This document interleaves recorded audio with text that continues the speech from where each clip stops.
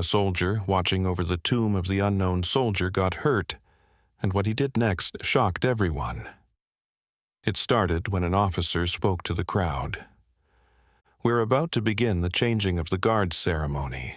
Please be quiet and stand up during this ceremony to show respect for the brave soldiers we remember here today." When people visiting Arlington National Cemetery heard this, they became silent. The changing of the guard ceremony was about to happen. This ceremony is a special ritual that honors America's war heroes, showing that our country still respects soldiers whose names were forgotten in battle. Most of the time, this ceremony goes perfectly, but today something terrible would happen. As the soft fall wind blew the American flags, the crowd tried to get a better look at the soldier standing guard at the tomb of the unknown soldier. These soldier guards are called sentinels because their job is much more important than regular military guards. The sentinel who was about to be replaced was a young soldier named Benjamin. He stood perfectly straight and his uniform looked perfect. Every button gleamed and every fold was crisp. Even the tiniest details were important to the sentinels because this wasn't just work. It was an honor to protect the unknown heroes. When the signal came, Relief Commander Christopher walked onto the Memorial Amphitheater Plaza. Christopher was a skilled officer and one of the best relief commanders among the tomb sentinels. Walking beside him was the sentinel who would take Benjamin's place. As they marched from the plaza to the tomb, every step was careful and exact. The tomb of the unknown soldier at Arlington National Cemetery in Virginia is a special place for dead U.S. military members whose bodies couldn't be identified. The tomb stands for all missing and unknown military members who died serving their country. The ceremony started with Commander Christopher appearing with the replacement sentinel. First, Christopher carefully inspected the new sentinel's gun and uniform. With skilled movements, he looked over the new guard's rifle. His gloved hands moved along the barrel as he checked every part. These inspections had to be perfect and done with special ceremonial movements. Everything had to follow exact rules. The walk is exactly 21 steps, matching the 21-gun salute, the highest honor given to military or foreign leaders. After 21 steps, the sentinel turns and faces the tomb for 21 seconds, before turning again and walking 21 steps back. This was how it should happen, but something very different occurred today. Benjamin stood perfectly still as Commander Christopher turned to him. Tourists held their breath as they watched with cameras pointed at the serious exchange. Christopher began checking Benjamin's rifle with slow, careful movements. Then something unexpected happened. Someone shouted in the crowd. It was a little girl, and her voice broke through the serious silence like a gunshot.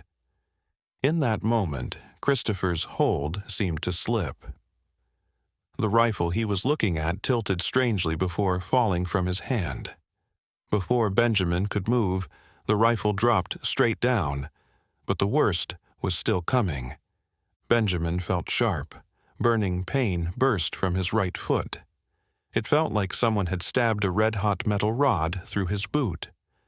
This happened because the ceremonial rifle's blade was out, and as the rifle fell, it went right through his leg, stabbing it.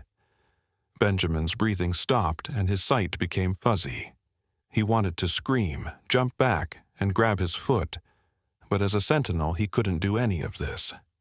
Blood began pooling, turning his boots' shiny leather red. "Sir, I'm fine," Benjamin said through gritted teeth, though sweat beaded on his forehead. Benjamin knew being a sentinel meant handling pain, but he never thought something like this would happen. Even worse, this pain brought back a deeper hurt buried in his heart. Benjamin was a young soldier with a strong sense of duty. While he had been a tomb sentinel for over a year, he hadn't always been this brave. The pain made him remember being 6 years old again. Then he was just a scared little boy with messy brown hair. That day he was crying as his father knelt in front of him. They were in the living room, and his father wore his neat military uniform. Back then, Benjamin's world was built on two things: his parents' love and his father's protection. Every evening, father and son would play wrestle on the living room carpet. Every bedtime story ended with a kiss on the forehead and a whispered promise that he would always be there. Then came the day that seemed to freeze Benjamin's world. Benjamin's dad, who was a part-time soldier, was called to fight in the war. The goodbye stayed in Benjamin's memory like a painful wound. His father knelt in front of him and said, "Don't cry, son." He held little Benjamin's face in his big hands, wiping away tears with his thumbs. Benjamin could feel his father's shaking fingers as he explained he had to go away for a while. "I promise I'll be back before you know it, and we'll go fishing again, just like we always do. All I need you to do is take care of your mom." Benjamin's dad's leaving was a blur of tearful goodbyes and fake smiles at the airport. Benjamin cried so hard as his dad kissed his forehead. "I'll write you letters every few days," his father promised, "and I'll be home soon." As his dad walked toward his plane, he kept looking back and waving. After his father left, the house felt empty without his loud laugh and comforting cologne smell. Benjamin, only 6, held tight to his mother, who was also worried. He got letters from his father every 3 days as promised. Each one was full of love and promises of coming home, but then the letters stopped coming. As days turned into weeks and weeks turned into months, Benjamin's mother grew more and more pale and quiet. She feared something bad had happened, so Benjamin tried to be strong for his mom. He repeated his father's promise like a prayer, telling his mom, "Dad will be back soon." But his voice carried confidence he didn't really feel. When their dad's birthday came, they celebrated with cake and candles. A knock on the door broke their fragile hope. Benjamin's mother went to answer with her heart racing. As she opened the door, she saw 2 people on the doorstep. One was a military officer in a neat uniform, while the other was a chaplain. "Ma'am, something's happened," the chaplain said gently. His heart pounded against his chest as he watched his mother fall to the floor. The officer spoke formally. "Ma'am, we're sorry to tell you about a bombing that killed several soldiers. After careful investigation, we believe that your husband may have been part of the blast." The officer added that his father was among those missing, believed to be a victim of the blast. His father and these soldiers were labeled as missing in action because their bodies couldn't be found. "No, that can't be right," Benjamin's mother whispered, shaking her head. Benjamin's mother let out a deep, heart-breaking cry that echoed through the house, but Benjamin refused to believe it. He held on to his father's promise. His dad had promised he'd come back, and his father never broke promises. Days became weeks, then months, then years. Benjamin's hope slowly faded, but he wouldn't let it die completely. He held on to the memory of his father's promise and kept hoping and waiting, but 15 years passed. That's when Benjamin realized his dad was never coming back. But instead of sadness, a fire lit up inside him. Benjamin decided he would serve his country just like his father. He would stand guard not just for borders but for fallen heroes whose names were lost. He would become a tomb sentinel, honoring his father and countless others who died fighting for their beloved country. Now, as the burning pain in his foot tried to overcome him, the memory of his father came flooding back. The pain was a physical form of the sadness he'd carried for years, but a different kind of strength grew inside him. He wouldn't let the pain win. He wouldn't let his father down. He wouldn't let down the countless others he stood guard for. Not here, not now. The ceremony had to continue. He would stay at his post no matter what it cost. Benjamin straightened his posture and met Christopher's shocked stare with determination. "The ceremony must go on, sir," he said quietly but firmly. "Benjamin, you're bleeding," Christopher whispered urgently. "We need to get you medical attention." "I can finish my duty, sir," Benjamin replied steadily. Benjamin understood the meaning of the unknown soldier very well. It's a powerful symbol of sacrifice and loss during war. After World War I, many soldiers were left unidentified. Countries wanted a way to honor these people who gave their lives but had no known grave. The idea was to choose an unidentified soldier and give them a ceremonial burial as a representative for all unknown soldiers. The strength Benjamin showed shocked Relief Commander Christopher. Christopher had watched in horror as the rifle fell down and stabbed through Benjamin's boot. Shame hit Christopher like a huge wave. He saw the young soldier flinch for just a moment before going back to his calm position. In truth, Christopher felt even more pain than Benjamin did. It wasn't just about the dropped rifle or even the injury he'd caused. The truth was that everything was not okay with Christopher that day. His daughter was in a coma. She had an accident on a school trip and was the only one in a coma. She was sitting in the front seat when an out-of-control truck crashed head-on into the bus. While some children had small injuries, Christopher's daughter was unconscious and on life support. Christopher was given time to properly grieve after hearing the news, but Christopher wanted to return to guard the tomb. "I need to work," he had told his commanding officer. "It's the only way I can keep my mind steady." As relief commander, Christopher was supposed to replace Benjamin while a new sentinel came in. He marched to replace him as the crowd watched, but Christopher wasn't in a good emotional state.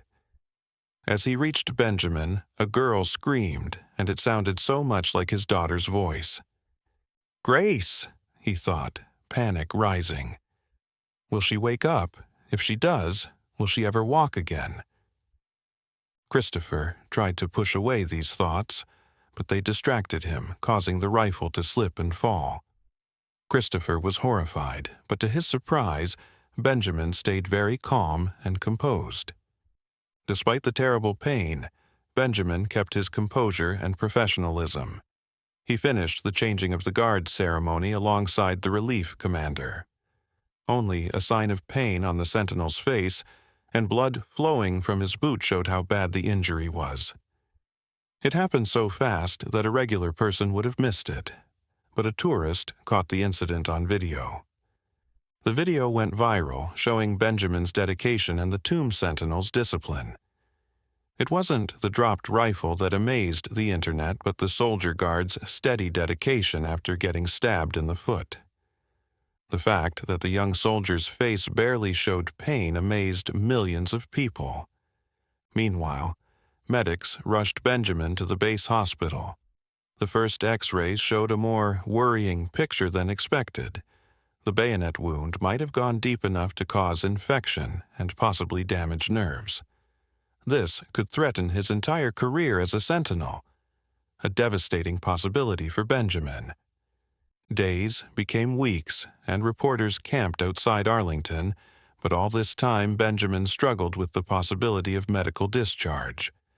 His dream of guarding the tomb was fading with each passing day. General Harrison, however, closely watched the situation. He saw in Benjamin not just courage, but steady dedication to duty.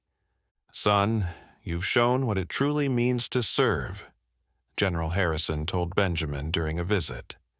"Despite your injury, you are awarded the Special Tomb Sentinel Badge, a sign of your commitment and the strength you've shown throughout this ordeal." Benjamin's recovery was long and difficult. He fought constant pain and the threat of permanent nerve damage. Physical therapy sessions became a daily battle, a tough test of his physical and mental strength.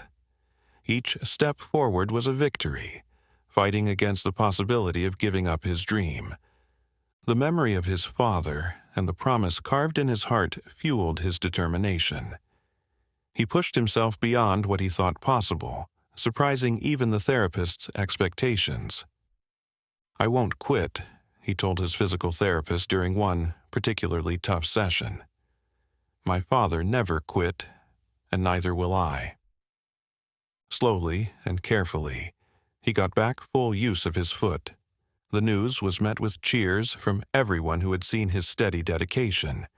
He was offered the chance to continue serving as a tomb sentinel because of his exceptional spirit and commitment to the sacred duty. The once shy soldier returned to his post as a hero. He was praised and recognized by high-ranking military officials. Benjamin, being humble, turned away the praise. "I didn't do anything special," he said quietly. "I just did what any sentinel would do. The important thing is honoring the fallen soldiers, the unknown heroes whose sacrifices the tomb represents."